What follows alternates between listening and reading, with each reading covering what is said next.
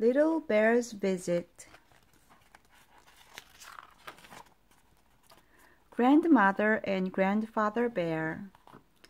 One day, Little Bear came to visit Grandmother and Grandfather Bear in their little house in the woods. This was something Little Bear liked to do. He liked to look at all the nice things, the pictures, Grandmother's flowers, Grandfather's toy goblin, then jumped up and down in a jar. He liked to put on Grandfather's big hat and say, "Look at me!" And he liked Grandmother's cooking very, very much. He had some bread and jam, cake and cookies, milk and honey, and an apple. "Have some more," said Grandmother. "Yes, thank you," said the little bear. "I'm not eating too much, am I?" "No, no, no," said his grandmother. Then Grandfather said to Little Bear, "We will have lots of fun today, you and I."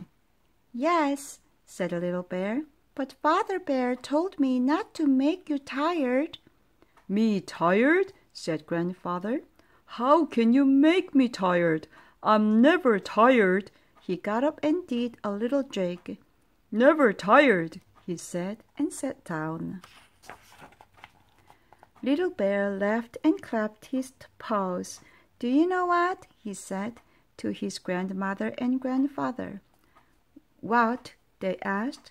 "I like it here," said Little Bear. He hugged them. Little Bear and Grandfather had all the fun they could think of. Then Grandfather Bear sat down. "Now we can have a story," said the little bear. "Good," said Grandfather Bear. "Tell me a story." "No," Little Bear laughed. "You tell me one." "Then I must have my pipe," said Grandfather.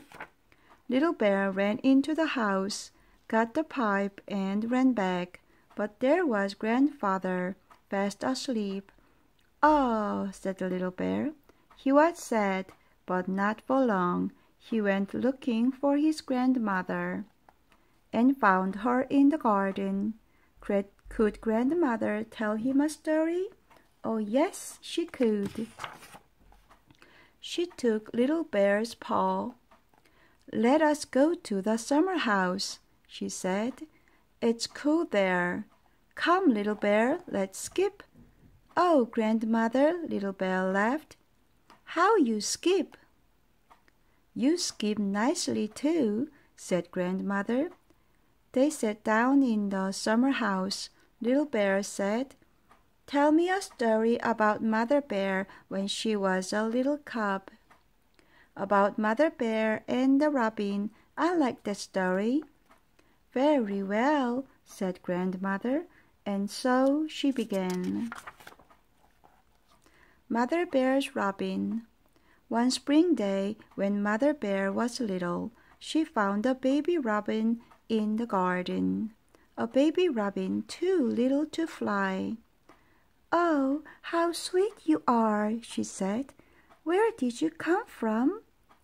"From my nest," said the robin.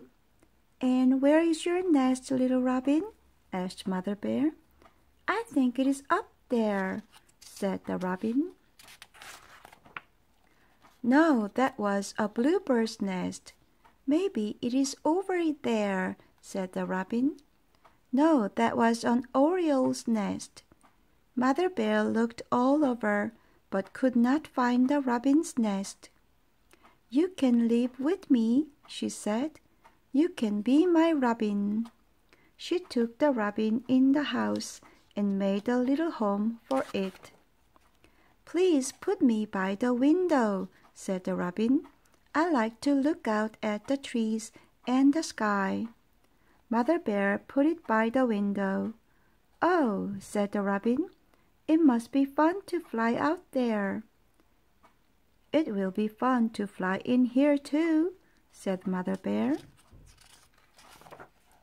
The robin ate, it grew, it sang. Soon it could fly. It flew about the house, and that was fun. just as Mother Bear had said.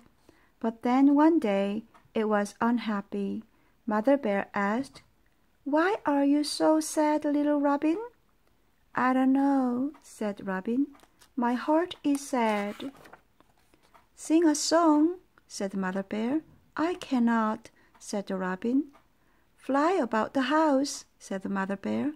"I cannot," said the Robin. Mother Bear's eyes filled with tears. She took the Robin out into the garden. "I love you, little Robin," she said, "but I want you to be happy. Fly away. If you wish, you're free." The robin flew far up into the blue sky. It sang a high, sweet song. Then down it came again, right down to Mother Bear. "Do not be sad," said the robin. "I love you too. I must fly out into the world, but I will come back. Every year I will come back." So Mother Bear kissed the robin, and it flew away. "And it came back, Grandmother, didn't it?" "Oh, yes, little bear, it came back, and its children came back, and its children's children. Here is one now." "Oh," said the little bear, "I would have let the robin go free too, Grandmother, just as Mother Bear did." "Hooray!" cried the little bear. "Here is Grandfather." "Then it is coffee time," said Grandmother. She went into the house. Grandfather looked at Little Bear. Little Bear looked at Grandfather. They both laughed. "How about a goblin story?" asked the little bear. "Yes, if you will hold my paw," said Grandfather. "I will not be scared," said the little bear. "No," said Grandfather Bear, "but I may be scared." "Oh, Grandfather, begin the story." So Grandfather began. Goblin Story. 도깨비 이야기예요. One day a little goblin went by an old cave. It was old, it was cold, it was dark, and something inside it went bump. What was that? Bump. "Uh-oh, ooh-hoo," cried the goblin. He got so scared that he jumped right out of his shoes. Then he began to run. 너무 무서워서 신발도 벗고 도망쳤대요. Pit-pat, pit-pat, pit-pat. What was that? Something was running after him. 쫓아오고 있어요. Oh my goodness, what could it be? The goblin was too scared to look back. He ran faster than ever. But so did something that went pit-pat, pit-pat, pit-pat. The goblin saw a hole in a tree. He jumped inside to hide. The pit-pat, pit-pat came closer, closer, closer, till it stopped right by the hole in the tree. 보죠. Then all was quiet. Nothing happened. Nothing. The little goblin wanted to peek out. It was so quiet. Should he peek out? Yes, he would. He would peek out. And he did. "Eee!" cried the goblin. Do you know what he saw? 무엇을 보았을까요? He saw his shoes. His own little shoes and nothing more. "Goodness," said the goblin, hopping out of the tree. "That old bump in the cave made me jump right out of my shoes. But they came running after me, didn't they? And here they are." He picked up his shoes, hugged them, and put them back on. "Good little shoes," said the goblin. "You didn't want to stay behind, did you?" He laughed. "Who cares about old Bump anyway?" he said. So he snapped his fingers and skipped away. "Just like that," said Grandfather. "I can't jump out of my shoes," said the little bear. "Because I don't have any," he chuckled. "That's how I like it." Not tired. Little Bear lay on a sofa. He was waiting for Mother Bear and Father Bear to come to take him home. He said to himself, "I'm not tired. I can shut my eyes, but I will not go to sleep. I'm not at all tired." He shut his eyes. He heard the door open.